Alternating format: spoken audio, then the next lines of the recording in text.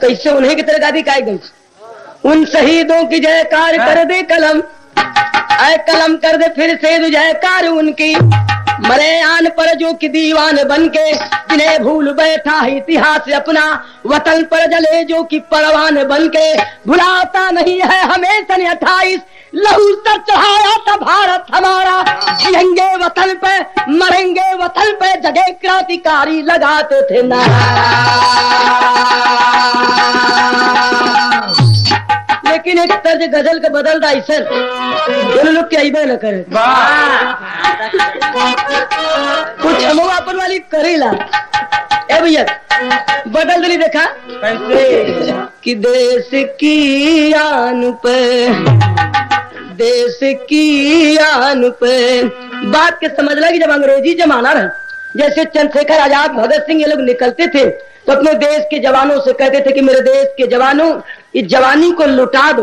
लेकिन कहाँ लुटा दो, जगह बतलाते हैं कि देश की आन पे नौजवानों चलो, देश की आन पे नौजवानों चलो, देश की आन। महाराज का बुढ़ौती जितना झगड़ाऊ कहिए ना कोनो बात, झगड़ाऊ कहिए तो यह न कहिए पब्लिक न कही। ए भैया देश की आन पर नौजवानों चलो, ये जवानी लुटा दो वतन के लिए, लुटा दो वतन के लिए, जवानी लुटा दो वतन के लिए। देश की आन पर नौजवानों चलो, ये जवानी लुटा दो वतन के लिए।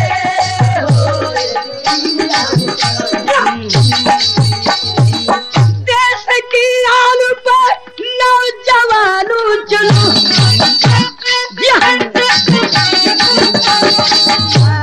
देश की आन पर नौजवानों चलो, ये जवानी मिटो दो वतन के लिए। तो आजादी जन्म सिद्ध है अधिकार हमारा, और गूंजा था देश भर में इनकलाब का नारा।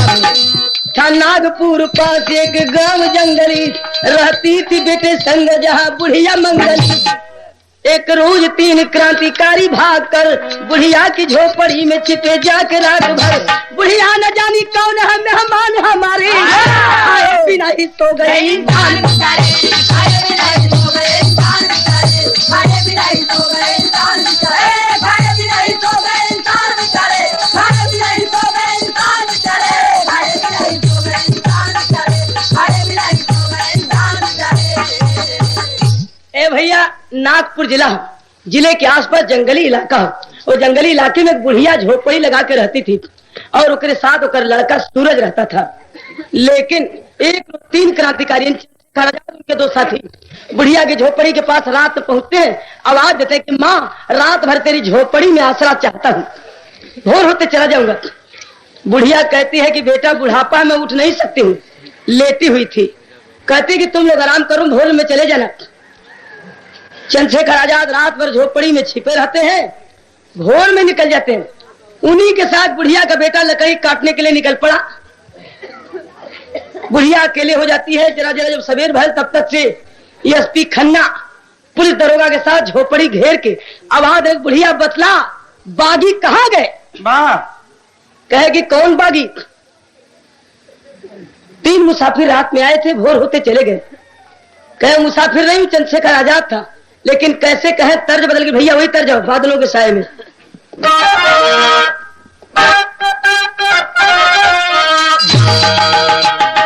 ए भैया तर्ज वही हो कि बादलों के साए में, बादलों के साए में चांद का बसेरा है।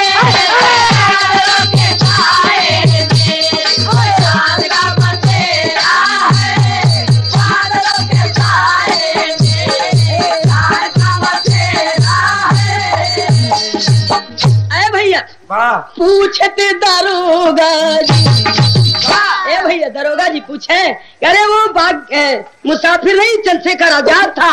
अरे पूछते दरोगा जी बागी वह पर आया है। पूछते दरोगा जी बागी वह पर आया है। पूछते दरोगा जी बागी वह पर आया है। अरे सामना करने की हिम्मत नहीं थी, क्या भागा है? अरे पूछते दरोगा जी बागी वह पर आया है। अरे चोरी चोरी भागा है, हिजड़ा कहाया। चोरी चोरी भागा है, हिजड़ा कहाया है। चोरी चोरी भागा है, हिजड़ा कहाया है। चोरी चोरी भागा है, हिजड़ा कहाया है। अरे छिपा चंद्रशेखर, तर्ज बदल गई, तर्ज बदल गई। ये कौन तर्ज आ गई? अरे ये बतिया कही गई रे, तब का पुरानिया, तब का पुरानिया अब कहना। ये बतिया कही गई रे, तब का पुरानिया, उड़ा ले मौज बबुई। अरे जबल भोजवनिया, उड़ा ले मौज बबुई।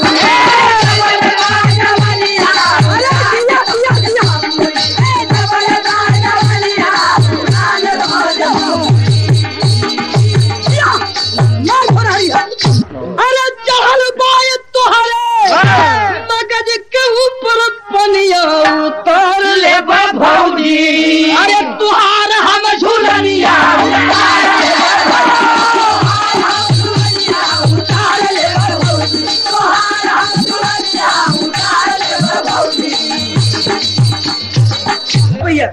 अरे छिपा चंद्रशेखर तेरे घर में भागी फरार हुआ पजिया।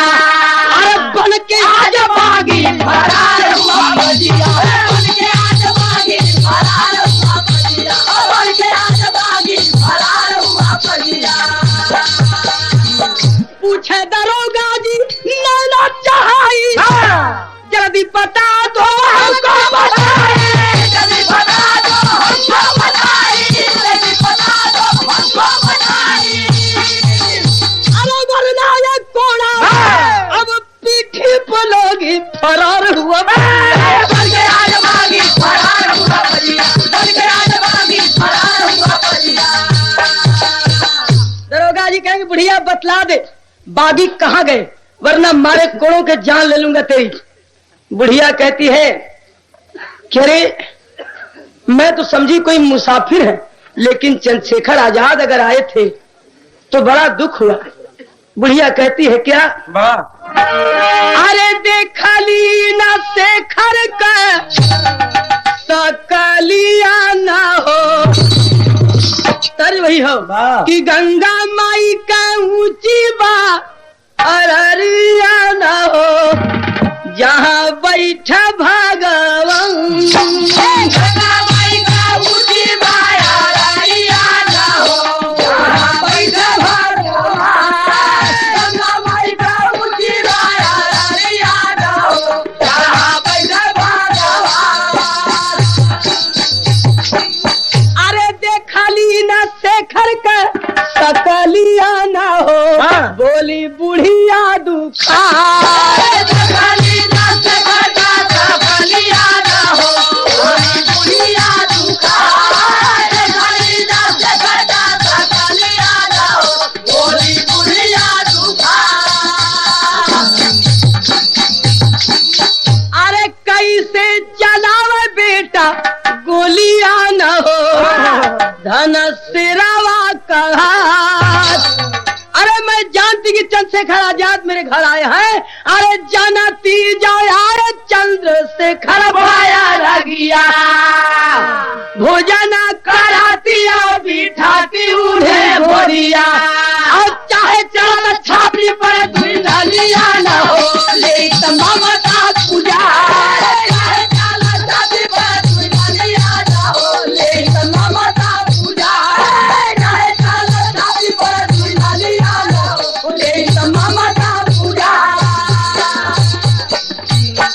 मैं जानती कि चंद्रशेखर आजाद मेरे घर आए हैं, कुछ खिला देती, एक नजर देख लेती, कुछ प्यार कर लेती। दरोगा जी कहते तब तो तू जानती है, जानबूझ के नहीं बतला रही कि वो कहाँ गया। कहती मैं जानती तो नहीं हूँ कि कहाँ गए, लेकिन जानती तो भी नहीं बताती। क्यों? कि बताऊंगी कैसे मैं उनका ठिकाना जो भारत के अपने सितारा बना है। हुआ ये कि माता की गोदी में पैदा मगर कोटिनों का दुलारा बना है। आजादी का दीपक बुझाऊंगी कैसे, वो हीरा है अपना लुटाऊंगी कैसे। हमारी दुआ है, हमारी दुआ है कदम को बढ़ाए, गुलामी व माता मही की छुड़ाए। आप पता पूछते हैं, मैं उसे आशीर्वाद देती हूँ कि जो आजाद है वो आजाद रहे, कभी पकड़ा न जाए। थोड़ा से करन लगे वार बन के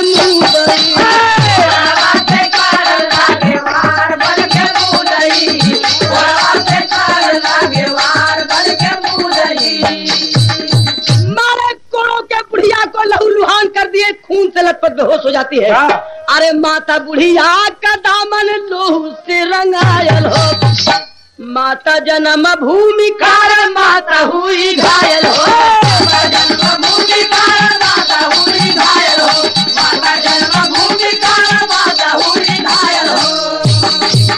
अरे चल दिए दरोगा करके वार बन के मुदई, अब बुढ़िया बेहोश भइला चार बन के मुदई। बुढ़िया बेहोश भइला चार बन के मुदई, बुढ़िया बेहोश भइला चार बन के मुदई।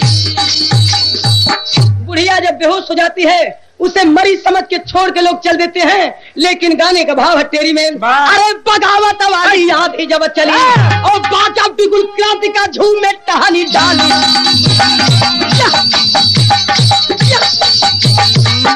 काट के लकड़ी बुढ़िया का सूरज घर पर आया है। उस रक्त रंजिता बुढ़िया को बेटा जब गोद उठाया है। ए भैया बुढ़िया का लड़का लकड़ी काट के लौटल, मतारी के खून से लथपथ देखलस तो लकड़ी फेंक के दौड़ल और दौड़ के मतारी का सिर गोदी में लेके पूछे कि माँ क्या हुआ तुम्हें। वो कहते कि बेटा मेरे पास वक्त कम है, जो रात में 3 मुसाफिर आए थे और कोई नहीं, चंद्रशेखर आजाद उनके 2 साथी थे, लेकिन अब मेरे पास वक्त कम है, तू मेरी बात गौर से सुन ले। बोली बुढ़िया ऐ लाल मेरे आजादी सुमन खिलाना तू, मेरे लोहू के हर कतरा का बदला स्वयं चुकाना तू। ऐ बेटा इस दुनिया के अंदर हम सबका है ईमान वतन, है प्राण से प्यारी जन्मभूमि समझो कि है भगवान वतन।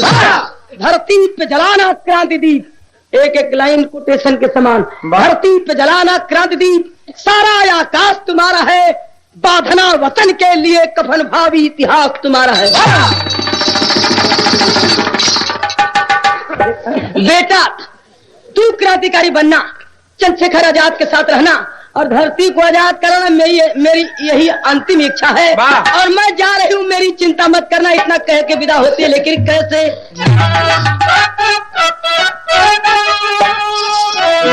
जाते जाते कहती है कि विदा करा बेटा, अरे विदा करा बेटा कफनवा ओढ़ाई के, विदा करा बेटा कफनवा ओढ़ाई के, विदा करा बेटा कफनवा ओढ़ाई के। अरे दम तोड़ी बुढ़िया हो इतना चेताई के, विदा करा, अरे विदा करा बेटा कफनवा ओढ़ाई के, विदा करा बेटा कफनवा ओढ़ाई के, विदा करा बेटा कफनवा ओढ़ाई के। जो लकड़ी काट के लाया था उसी लकड़ी की चिता लगाया और माँ का अंतिम संस्कार किया और राखी लेके कसम खाया। अरे माँ का क्रियादाह सूरज चुकाया, राखी चिता की लेके कसम उठाया, राखी चिता की लेके कसम उठाया, राखी चिता की लेके कसम उठाया। अरे बदला चुकाई बदला चुकाई हम गोली चलो के विदो करा, अरे विदा करा बेटा कफनवा ओढ़ाई, विदा करा बेटा कफनवा ओढ़ाई के, विदा करा बेटा कफनवा ओढ़ाई के।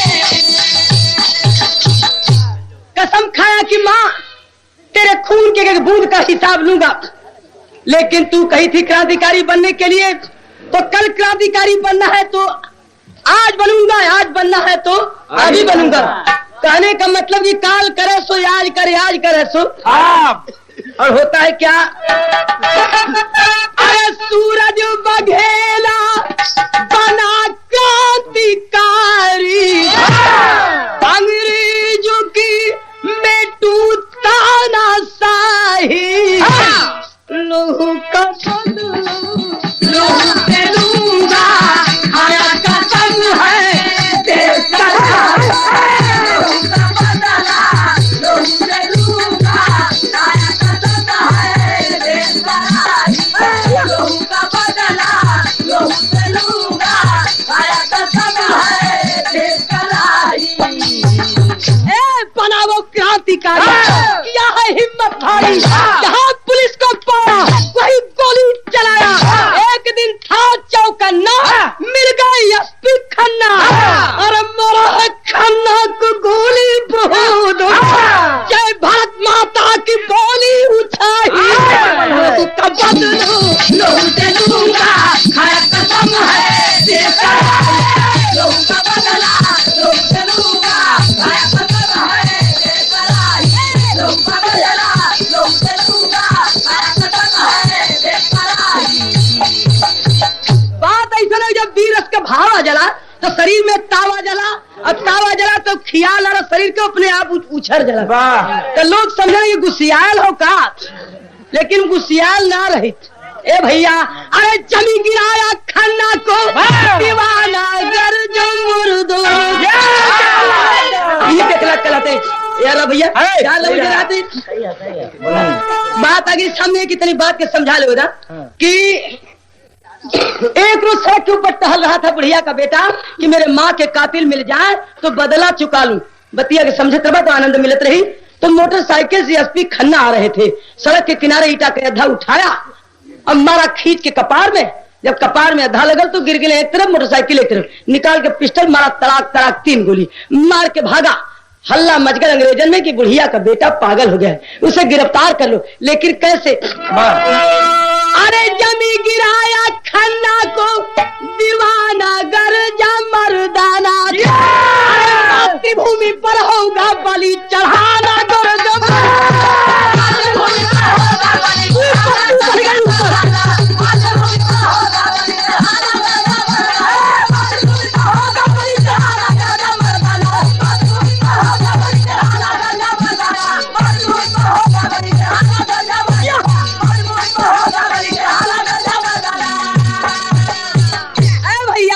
पुलिस पीछे नाहर के नागपुर में आया है। अरे चंपा वेश्या के घर छिप के सारी हाल बताया है।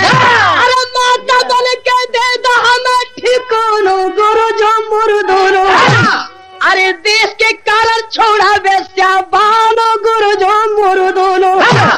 भोजन की तलाश में भटक रहा था लड़का, पुलिस पीछा करती है, भागा।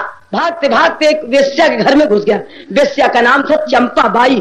चंपा बाई देखती कि बड़ा कम उम्र का लड़का है, आवाज देती, कौन है तू? कहा कि मैं क्रांतिकारी हूँ, मेरी मां मरते मरते गई थी कि बेटा चंद्रशेखर आजाद के साथ रहना और धरती को आजाद कराना और क्रांतिकारी बनना। मेरी माँ की अंतिम इच्छा थी कि मैं क्रांतिकारी बनूं, धरती को आजाद कराऊं।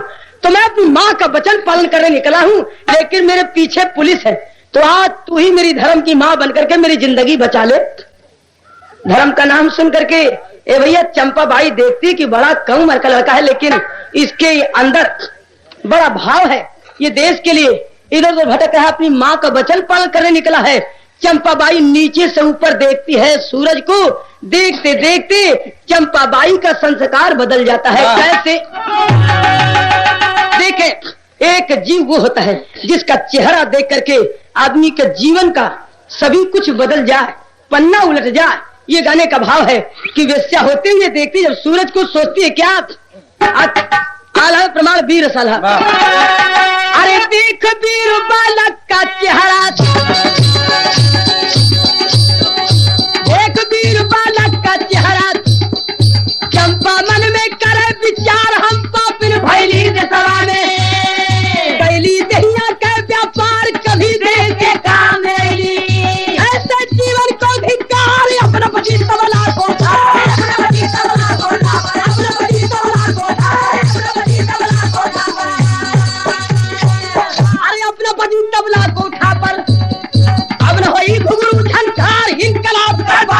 जी कोई गोली का रोजगार ऊपर पड़ जा काजर टिकुली ऊपर पड़ जा सात सिंगार धर्म का माता बन सूरज करबे तो समाता उपकार। अरे भैया चंपाबाई सोच रही है कि वाह बेटा तू धर्म की माँ कह दिया तो आज से मैं तेरी धर्म की माँ हूँ और तू मेरा धर्म का बेटा। जब तक जी चाहे यहाँ रहना, मेरे जीते जी तुम्हें कोई पकड़ने नहीं आएगा। लेकिन ऐसा क्यों करती है? गाने का भाव है कि चंपाबाई सूरज को शरण क्यों देती है कि नदिया का धार बहत दूसरे के खातिर, दूसरे के खातिर फलया माँ के डार।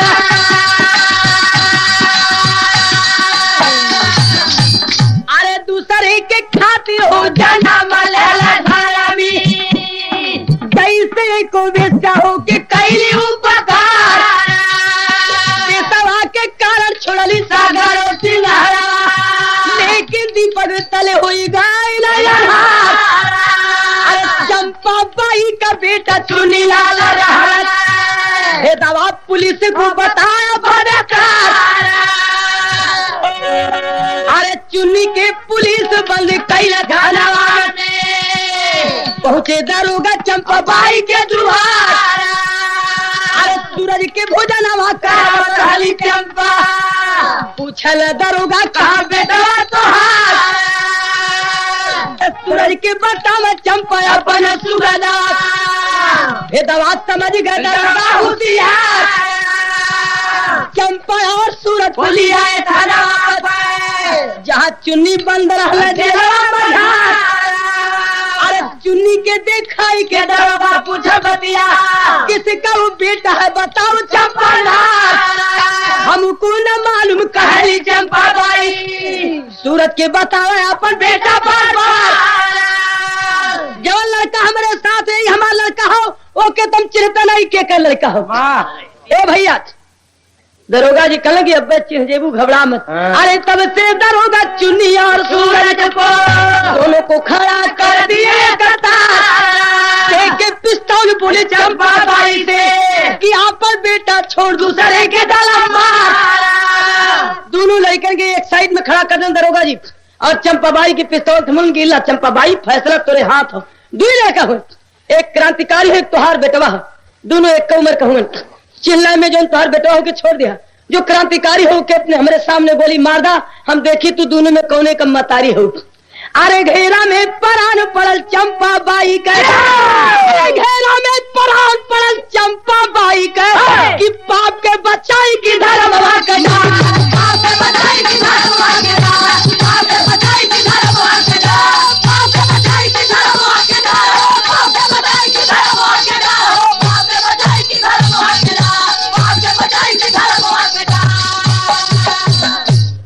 चंपाबाई पिस्तौल लेके सोच रही कि दो लड़के हैं, एक धर्म का बेटा एक पाप का बेटा, आज कोने के मारे व कोने के बचाई, आखिरी प्रमाण हो। हाय अरे धर्म का मतारी बना के राखी पनिया, देशवा कारण भाई जोगिनिया रे कसाबिया।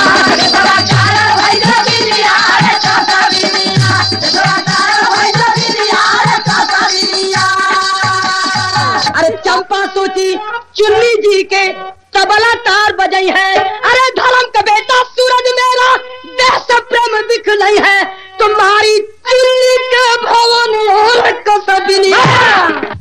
लेकिन चुन्नी लाल के जब गोली लगल ओकरे मुंह से निकलल कि हाय माई, माई सब निकलल तो माता पुकारा, चुन्नी गिर गए, चंपा भी घबराई। अरे पुत्र शोक सह सकी नहीं, खुद गोली लिया चलाई, गिर गई धरती पे बदनी और कसबिनिया, और दौड़ के पैर पकड़ लिया कि माँ मेरी जिंदगी बचाने के लिए अपनी और अपने बेटे की जिंदगी मिटा के जा रही है, तू सचमुच धर्म की माँ है, लेकिन धर्म का बेटा कुछ नहीं किया तेरे लिए। तो ले पिस्तौल चंपा के हाथ से सूरज तब ललकारा, एक गोली दरोगा का, दूसरी गोली खुद मारा, मारती हो गई जवानी हो गई। गुरु बिहारी गुरु गणेश गुरु राम लाल